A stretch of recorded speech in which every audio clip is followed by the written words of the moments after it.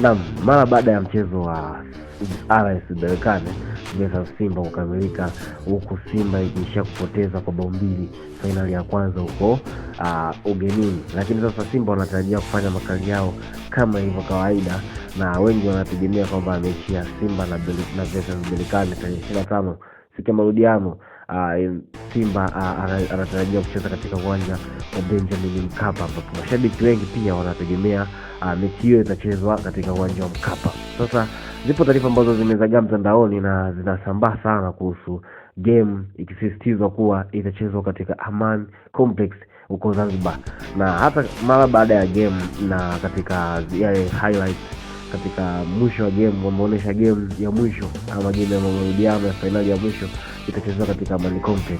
Malalamiko yamekuwa mengi sana mpaka rais naye ameamua kuzungumzia hili jambo na ameamua kuongea hivi punde, ili kufika siku ya kesho atazungumza kila kitu rasmi mbele ya umma. Na niyo katika siku ya leo nikiweza kukuonesha na kupata taarifa za leo. Hii David Media.